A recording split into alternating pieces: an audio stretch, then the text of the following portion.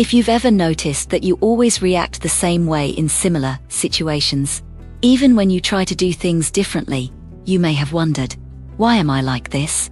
It could be that you feel defensive when someone raises their voice, or that you always remain silent when you should speak, or that you already know, even before entering a place, exactly how you're going to feel inside. And it's like, at some point, someone has told you that you're contrarian, to closed-minded, or always the same, as if this repetition were a flaw, as if you should be more flexible, more unpredictable, more spontaneous. But the truth is different. This way of reacting doesn't happen because you're limited. It happens because, long ago, your body found a way to protect you, and it continues to use it. In TV they all go explore, behind way of being. We'll understand why you react this way, where this repetition comes from, and what it reveals about your body's emotional intelligence. This isn't a diagnosis. It's not a label. It's just a way to better understand your body and mind, and to realize that maybe you don't need to change. Maybe you just need to recognize yourself. If any part of this behavior seems familiar to you, share it in the comments. This is a quiet space to recognize yourself and better understand your own superpowers. When you always react the same way in similar situations, your body is using a protective shortcut. Perhaps you've already noticed this in yourself. In certain situations, you already know exactly how you're going to react. It could be in an argument, an embarrassing situation, or when someone raises their voice. Your body seems to have an invisible button that always triggers the same response. And this doesn't happen by chance. Your nervous system has learned, over time, that reacting in that way keeps you minimally safe. Perhaps it learned it long ago, in a very old situation, when you were still a child. And since then, every time something similar happens, the body uses the same pathway. It's not being lazy, it's being efficient. This repeated pattern is actually a sophisticated form of emotional economy. Your body knows that thinking, evaluating, and deciding each time consumes a lot of energy. So it stores the formula that worked once and continues to use it, not because you are limited, but because your organism is intelligent enough to protect you without needing to ask permission. What many people call stubbornness or difficult behavior may actually be a trained emotional reflex. You don't consciously choose to react this way. You simply repeat what your body has learned to keep you whole. And recognizing this is the first step to better understanding how you function internally. If you already know how you're going to feel before something happens, your mind has created an invisible map of your reactions. There's a strange feeling some people have, even before entering a party, a date, or a meeting. They already know exactly how they're going to feel. It's not intuition. It's not pessimism. It's as if their body has rehearsed that scene so many times that it knows the script by heart. And when you get there, the feeling hits you exactly as expected. This happens because your mind has built, over the years, a kind of emotional atlas. Each similar situation you've experienced has left a mark, and these marks have organized themselves into internal categories. This will go wrong. I'll feel inadequate here. I always get tense in this kind of place. Your brain isn't guessing. It's consulting a file. This invisible map functions like an emotional GPS. It prepares you before you arrive. It warns you before you feel it. And often, it protects you before you get hurt. That's why you already know, before you speak, that you'll be judged. Or you already know, before you try, that it won't work. It's not a lack of courage. It's an excess of memory. The interesting thing is that this map can be updated. It's not fixed. But until you realize it exists, you continue following the old routes, as if they were the only possible ones. And then you live anticipating what you're going to feel, instead of feeling what's really happening now. Repeating the same emotional posture in similar contexts reveals that you have an activated safety pattern. Have you ever noticed that? In certain situations, your body always assumes the same posture. We're not just talking about how you sit or cross your arms. We're talking about an emotional posture, that way of closing yourself off, of withdrawing, of agreeing without believing, of smiling without feeling. It's as if you wear the same inner clothes every time the context repeats itself. This repetition is not accidental. It reveals that, at some point, you found to get through that kind of situation without falling apart. And your body memorized that. Now, every time something similar happens, it triggers the same way of being in the world. It might be making yourself small. It might be speaking little. It might be pretending that everything is all right. What matters is that it worked before. This safety protocol is like an invisible shield. It doesn't let you shine, but it also doesn't let you break. And for a long time, that may have been exactly what you needed.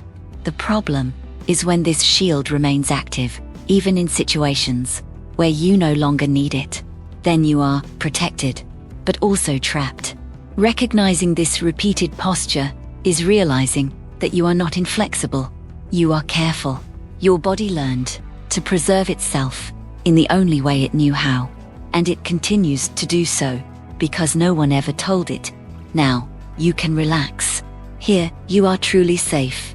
If you've noticed this way of reacting in yourself or someone close to you, right, this sounds like me. This helps this video reach more people who think and feel similarly. When your body anticipates the response before your brain even thinks about it, you have emotional muscle memory. Some people, upon hearing a louder tone of voice, already feel their chest tighten, even before understanding what was said. Or, upon entering a crowded room, they already feel their legs become restless, without knowing why. The body reacts first. The mind tries to understand later. And often, when you finally realize what you're feeling, the reaction has already happened. This is called emotional muscle memory. It works like when you learn to ride a bicycle. After a while, your body knows what to do without you having to think. But instead of pedaling, what gets recorded is how you react to fear, pressure, and rejection. Your body has registered that, in that type of situation, the best way out is to retreat, shut up, harden, or disappear. This memory doesn't reside in the brain. It resides in the body. That's why it's no use rationally convincing yourself that everything is all right. Your shoulders remain tense. Your breathing remains shallow. Your jaw remains clenched. Because the body learned to react that way long before you learn to name what you feel. And the most curious thing is that this memory can be triggered by very subtle details. A smell, a light, a specific silence. Things that your conscious mind doesn't even perceive, but that the body recognizes immediately. And then it prepares itself, defends itself, closes up, without asking permission, without explaining, just protecting you in the way it knows how. If you avoid or pursue the same things without realizing it, there's a silent autopilot guiding you. Some people always choose the same type of place to sit. They always avoid the same type of conversation. They always seek the same type of company. And when you ask why, the answer is almost always the same. I don't know. I just prefer it that way. But behind this preference lies something bigger. There's an emotional navigation system that decides for you without making a sound. This autopilot was programmed over many years. Every time you avoided something and felt relieved, it noted, avoiding this is safe. Every time you sought something and felt comforted, it recorded, seeking this is good. And over time, these notes became rules. Rules you follow without question because they seem to be part of who you are. The interesting thing is that this pilot doesn't consult you. Et simply acte. He distances you from certain people before you realize why. He brings you closer to certain environments without you understanding the reason. And you think you're choosing freely, but in reality, you're following an old script, written in a time when you desperately needed predictability to survive. Recognizing this autopilot doesn't mean disabling it. It means realizing it exists, and that perhaps, today, you no longer need to avoid everything it avoids, nor seek only what it seeks. Perhaps today, you can truly choose, instead of merely obeying a map drawn in the past. Reacting the same way at different times shows that you have learned to conserve mental energy in order to survive. There's a hidden logic behind repetition. When you always react the same way, it's not because you're limited or incapable of change.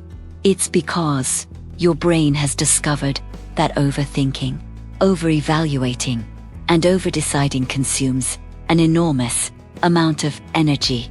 And at some point in your life, you didn't have that energy to spare. So you created shortcuts. These emotional shortcuts function like pre-prepared responses. Someone criticizes you, you already know how to react. Someone abandons you, you already have the script memorized. Someone pressures you, your body already knows where to go. You don't need to stop, breathe, or evaluate. The response is already ready, and this frees up mental space for you to deal with other things that also require attention. This economic mechanism is a sophisticated form of emotional survival. You learned not to waste energy redoing decisions on detour editing. It kept you functioning, even when everything around you seemed to be falling apart.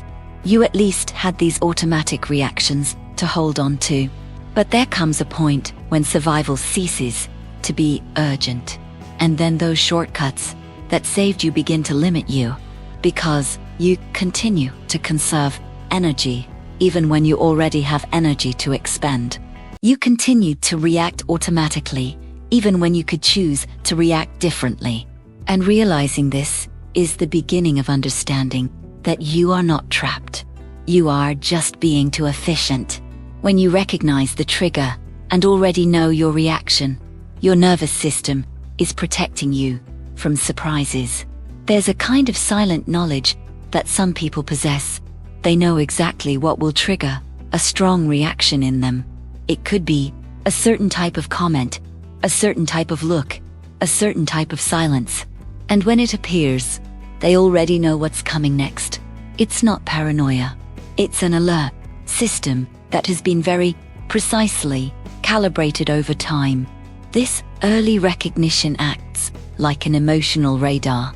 Your body has learned to identify the signs before the whole situation unfolds. And then it prepares the reaction. It contracts. It defends itself.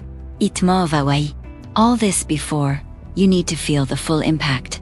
It's a way of sparing you the shock, the pain, the disappointment that would come if you were caught off guard. The nervous system hates surprises, especially surprises that hurt. So it does everything to warn you beforehand. It gives you that knot in your stomach, that strange feeling, that urge to get out of there. And when you obey these signals, it registers. It worked. Next time, I'll warn you even sooner. And so, you become increasingly sensitive to triggers.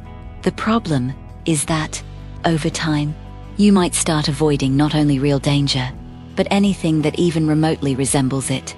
And then you become smaller. You avoid conversations, places, people, not because they are truly threatening, but because your protection system has become too sensitive.